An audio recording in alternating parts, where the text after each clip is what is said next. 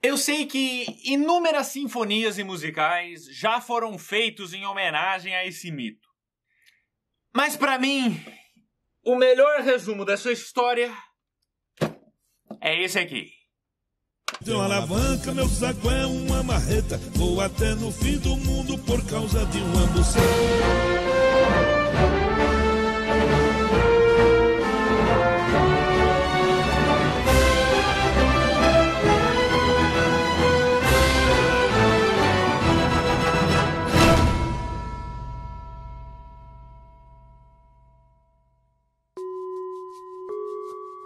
Por mais que muita gente nunca tenha ouvido falar de Orfeu e da jornada que ele embarcou, esse personagem até que é bem influente na cultura pop, inspirando filmes, peças da Broadway, um super-herói da DC, sem falar uma lista enorme de músicas, que pra minha decepção não inclui a que eu mostrei na abertura. E antes de eu contar o mito em si, é importante a gente conhecer a origem desse grande bardo que acabou se tornando o maior músico e poeta da mitologia grega.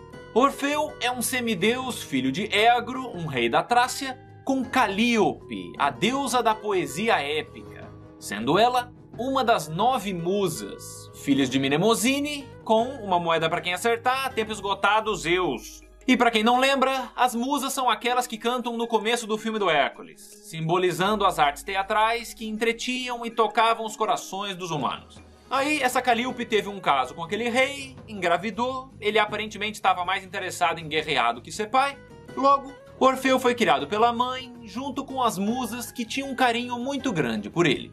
E é aqui que a nossa história começa, porque foi justamente por ele ter crescido nesse meio artístico que Orfeu começou a desenvolver o seu interesse pela poesia e pela música. O talento dele, tanto em cantar quanto em contar histórias, era evidente desde a infância. E tudo isso culminou no dia em que o pequeno poeta, ao acordar de manhã, avista no jardim de sua casa o grande deus Apolo, que na época estava tentando pegar uma das tias dele. As duas divindades que estavam conversando no quintal veem o garoto, e a musa apresenta o sobrinho com muito afeto. Na sequência, o olimpiano, claramente tentando impressionar a cocotinha risonha, dá de presente a Orfeu a sua lira celestial. A partir daí, foi um caminho sem volta. Com o talento passado pelas musas, somado a um instrumento divino entregue pelo próprio deus da música, entre outras 1500 coisas, o filho de Calíope se tornou o maior dos bardos. E para quem nunca jogou RPG, tá aqui a definição. Orfeu então cresce não só tocando e compondo músicas, como escrevendo poemas contando as grandes lendas da Grécia. Por onde ele passava, não faltava público e nem mulheres apaixonadas. Na verdade, o talento dele de encantar as pessoas era tanto que alguns diriam que chegava a ser mágico. As pessoas entravam quase que num estado de transe escutando o que ele tinha para oferecer. Inclusive, ele foi um dos argonautas na aventura de Jasão, conseguindo acalmar e até silenciar criaturas perigosas com a lira e a voz dele. E foi na volta dessa viagem que o Orfeu, enquanto caminhava por um bosque próximo a uma área rural, avista pela primeira vez a mulher que iria mudar sua vida. Eurídice, que com sua beleza exótica chamou a atenção do poeta semideus, sendo ela uma das Auloníades, as ninfas dos pastos, hoje conhecidas como Meninas do Agro.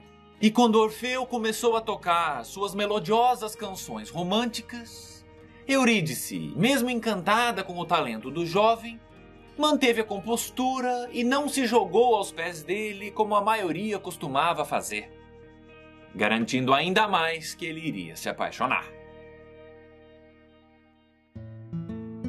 Então, após semanas de serenatas, poemas de amor e inúmeras fãs rejeitadas pelo maior bardo da Grécia, Eurídice não resiste ao carisma autêntico de Orfeu e se entrega em seus braços. Isso aqui é só para agradar a galera que gosta do musical. Alguns meses se passam e por onde o poeta fosse, quase todas as músicas e poesias que se ouviam eram dedicadas à ninfa de seus sonhos, mesmo ela dizendo que ele não tinha mais nada o que provar. E assim, em um paradisíaco vale na Tessália, o casal apaixonado oficializa sua união perante os deuses, com juras de amor eterno, até que a morte os separe. Literalmente. Assistindo de longe esse casamento, estava Aristeu o apicultor, um semideus filho de Apolo que odiava o nobre poeta. Porém, o motivo dessa hostilidade não é dito na história. Se eu tivesse que especular, eu diria que era pelo fato de Orfeu usar a lira que era do pai dele, talvez até achando que ela foi roubada, e com esse instrumento, ter conseguido se tornar imensamente mais popular do que ele, um mero senhor das abelhas. Então, em um ato de inveja, querendo Eurídice para si, Aristeu soltou o seu enxame no meio do casamento para criar uma distração e correu para sequestrar a noiva. A ninfa fugiu desesperadamente tentando escapar de seu perseguidor, e o poeta, conseguindo se livrar do ataque das abelhas, rapidamente foi atrás. Mas o destino cruel ainda tinha mais uma carta na manga, pois ao correr desatentamente pela floresta, Eurídice foi picada por uma cobra venenosa. Aristeu, vendo isso, fugiu, e quando Orfeu alcançou sua amada, pôde apenas assistir o seu último suspiro em seus braços.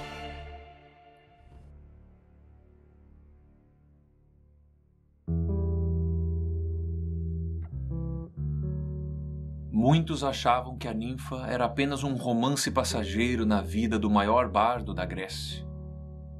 Mas a partir desse dia, ninguém mais teve dúvidas do que ele sentia. Orfeu não parou de compor músicas sobre Eurídice. Pelo contrário, ela passou a ser o único tema de suas obras. Onde antes ele era um artista capaz de invocar todo tipo de sentimento, agora ele só carregava tristeza e solidão. Por consequência, todas as apresentações passaram a terminar com o público em prantos. E as pessoas tentavam animar e convencer o poeta de que a dor é passageira e que ele devia seguir em frente, mas sem resultado. Até que um de seus amigos da época dos Argonautas chega, coloca a mão em seu ombro e diz: nem tudo a música é capaz de resolver. E aparentemente Orfeu levou isso como um desafio. Durante toda a sua vida, não houve nada que ele não tenha conseguido resolver com o seu talento quase divino. E essa seria a prova final, pois o poeta semideus decidiu que iria descer até as profundezas do submundo e trazer Eurídice de volta, custe o que custar. E quem acompanha a mitologia sabe o quão perigosa essa ideia é. A jornada começa indo até o Estige, o rio que separa o mundo dos vivos do reino inferior. E após esperar por algumas horas, ele encontra Caronte, o barqueiro dos mortos. E sendo Orfeu um vivo não iniciado nos mistérios eleusinos, o gondoleiro friamente se nega a levá-lo. Porém, provando mais uma vez que seu dom beirava o divino, o lamento musical que saiu de sua lira comoveu até o coração do deus condutor, que de bom grado aceitou transportá-lo até a entrada do submundo. Chegando lá, ele dá de cara com Cérbero, o guardião tricéfalo, que imediatamente começa a rosnar na presença de um vivo no mundo dos mortos. E assim como antes, as notas singelas de amor e esperança acalmaram a fera como um afago na barriga de um filhote. No meio do caminho, Orfeu avista às margens do Estige Narciso, eternamente contemplando seu reflexo, e com seu instrumento celestial, traz um pouco de alento à sua alma atormentada. E por fim, o herói chega ao Palácio de Hades, seu último obstáculo. E após ser conduzido por Caronte até a sala do trono onde o rei do submundo se encontrava, o nobre poeta canta harmoniosamente a história trágica que viveu com mais afinco e emoção do que qualquer ser, tanto mortal quanto divino, seria capaz de reproduzir. Porém, Hades, não abalado, interrompe a apresentação e ordena que ele vá direto ao ponto com o motivo de sua visita. O fato de eu ter descido até as profundezas da Terra talvez seja uma prova de meu amor por ela. Eurídice não viveu nem metade de uma vida normal. Foi vítima de um acaso cruel. E por isso, eu peço apenas que você empreste ela de volta para mim. Prometo que quando seus dias estiverem completos, ela será sua novamente. Seu talento com as palavras é inegável. É aparente que a música e a poesia correm em suas veias. Mas se buscava o reino das artes, veio ao lugar errado. O que gostaria de ter experienciado com sua amada deveria ter feito em seu tempo de vida. Aqui, o seu amor por ela é irrelevante. O lugar dos mortos é no submundo. Ah, amor, deixa. Um momento.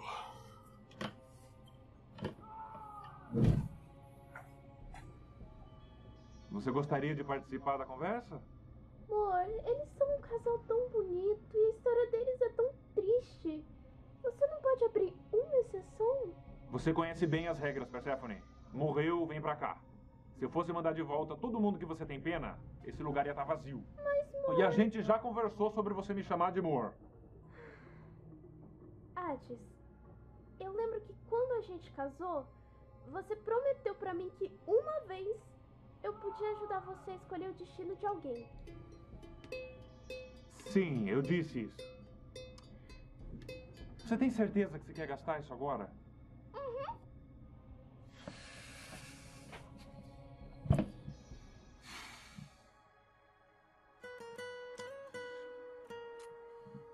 Hoje é o seu dia de sorte. E assim, o deus do submundo, após ouvir as considerações tanto de Orfeu quanto de Perséfone, entrega a seguinte decisão. Hades iria abrir uma passagem secreta até o mundo dos vivos para que o casal saísse. E assim que a alma de Eurídice atingisse a superfície, ela voltaria à vida e aos braços de seu amado. Porém, o deus do submundo colocou uma condição. Para que o poeta pudesse resgatar sua esposa, ele teria que guiar a ninfa em silêncio e sem olhar para trás, apenas confiando que ela realmente o estaria seguindo. Pois se a conexão deles fosse tão profunda quanto Orfeu havia garantido, isso não seria uma tarefa difícil. O jovem semideus aceita com gratidão a oportunidade. Perséfone se despede carinhosamente de seu sobrinho, porque ela é minha irmã das musas, e Orfeu se prepara para iniciar a sua jornada até o mundo dos vivos. A última coisa que ele escuta é Hades avisando que assim que ambos chegassem à superfície, eles só poderiam retornar ao submundo após suas mortes. E assim, o bardo entra pela passagem secreta e começa a caminhar seguindo a única direção disponível. A estrada percorria um longo túnel por entre cavernas sombrias e visivelmente inabitadas. Depois de algumas horas, os gritos das almas sendo torturadas foram substituídos por um silêncio ensurdecedor. Pensou em tocar sua lira para fortalecer seu espírito, mas isso talvez quebrasse a regra que lhe foi dada. A partir desse momento, sua sanidade começou a decair. Em uma das pontes que teve que atravessar, jurou ter ouvido a voz de Eurídice se negando a continuar, implorando que ficassem ali. Orfeu, mesmo em prantos, resistiu à tentação e continuou em frente. Mais algumas horas se passam e, após questionar até sua própria existência, o poeta finalmente avista a saída do submundo. Mas a essa altura, ele já não tinha certeza se Eurídice realmente estava ali. Tudo isso poderia facilmente ser só uma armadilha de Hades, mais uma brincadeira de mau gosto que os deuses adoravam tanto fazer com os pobres mortais. A única coisa que ele sabia é que assim que saísse, ele não poderia voltar. Então, antes que o poeta desse o último passo para fora do mundo inferior, ele se vira e olha em direção ao abismo. E assim como o deus do submundo havia prometido, a sua amada estava ali. Porém, como na frase de Nietzsche, o abismo olhou de volta e a alma de Eurídice foi imediatamente puxada em direção ao mundo dos mortos. O herói tentou correr atrás dela, mas a passagem se fechou aos seus pés.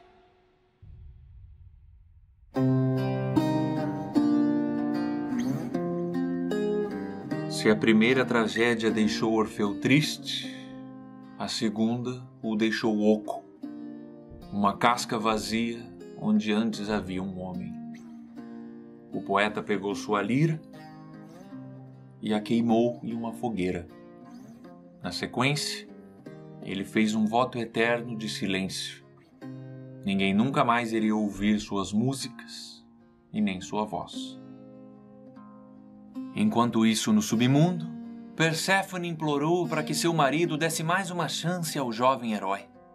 E quando recebeu um não como resposta, perguntou como ele podia ser tão frio diante de um casal tão apaixonado.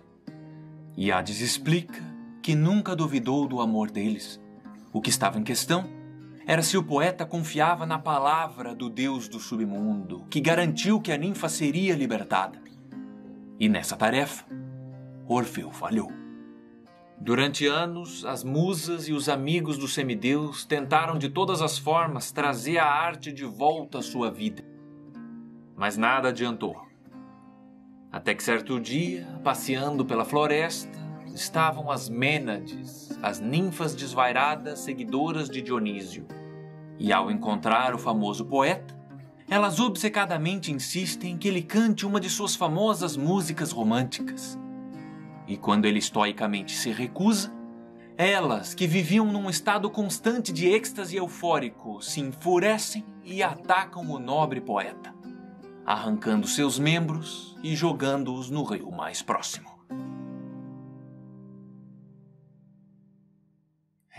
#Proerd. E agora é importante ressaltar que aqueles que fizeram mal para Orfeu eventualmente foram punidos pelos deuses. Aristeu recebeu uma maldição que fez com que as abelhas dele morressem, e as Mênades que mataram o poeta foram transformadas em árvores. Na sequência, as musas recuperaram os pedaços de Orfeu para que ele recebesse um enterro digno, e a sua alma, agora de maneira definitiva, desce ao submundo.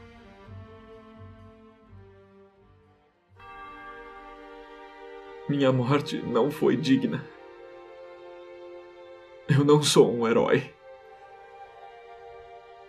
A única missão que eu tive na vida, eu fracassei.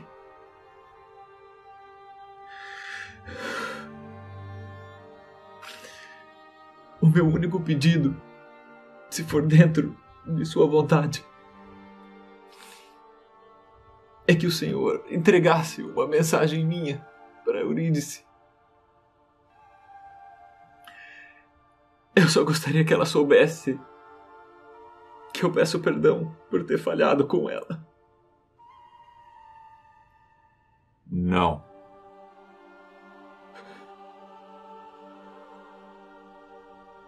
Você mesmo vai levar para ela.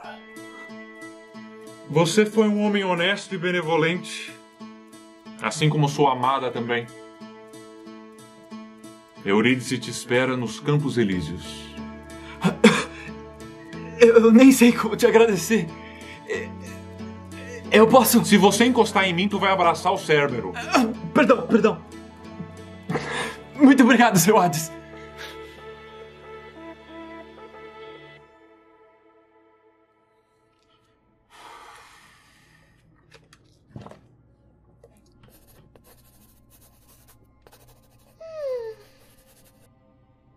O que foi?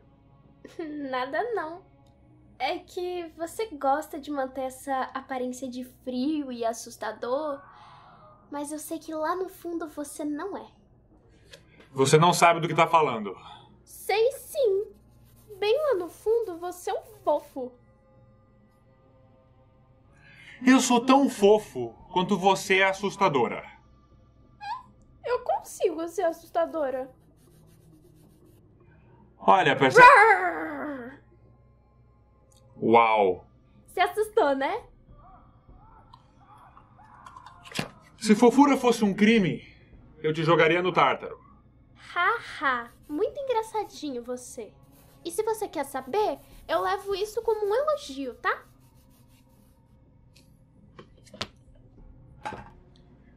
E foi? Agora vem cá, minha rainha.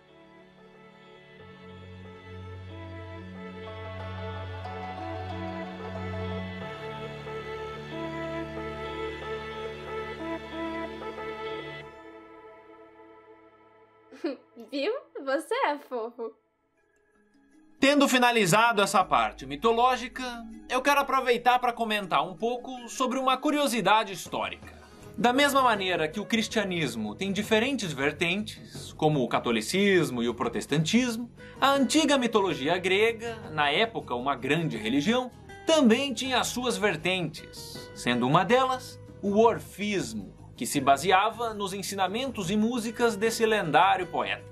Porque muitos gregos acreditavam que Orfeu realmente existiu. E, para ser sincero, não me surpreenderia se realmente tivesse existido. Obviamente que numa versão nerfada sem magia, tipo Jesus histórico. E essa religião órfica tem algumas características bem particulares, como o fato de o principal deus dela ser o fucking Dionísio, que, segundo o próprio orfismo, é filho de Zeus com Perséfone na forma de um cara chamado Zagreu, sim, o mesmo do jogo, que foi um avatar no qual ele encarnou num universo que surgiu de um ovo cósmico. Cientologia tem competição, mas agora voltando ao mito em si. Se você parar pra pensar, esse final do Orfeu reencontrando a esposa no submundo e sendo felizes pra sempre, meio que destrói totalmente a história. Porque se quando o casal morreu, ambos foram pros Campos Elíseos, toda essa palhaçada de ir até o submundo para resgatar foi completamente desnecessária ou até prejudicial para Eurídice, que quase foi tirada do paraíso. No fim das contas, Orfeu é tão útil para o desfecho da história quanto o Indiana Jones é para a Arca Perdida. Então, não é à toa que muitos preferem a versão que omite o pós-morte dele. Mas quando o assunto é tramas românticas desnecessariamente complicadas, incluindo um deus proibindo um mortal de olhar para o seu cônjuge, tem um mito que ganha desse. Mas essa história contarei no próximo Mitologia. Até mais! Esse vídeo foi possível graças aos membros do Catarse, como o Leandro, o Ranger e o Rafael. Se você gosta do Mitologia, clique no link que está na descrição e considere participar do projeto também. Ah, e antes de encerrar, eu quero deixar um salve para Mariana Mesquita, que fez a voz da Perséfone, e para Mariana Bernick, que fez as mãos dela. Foi!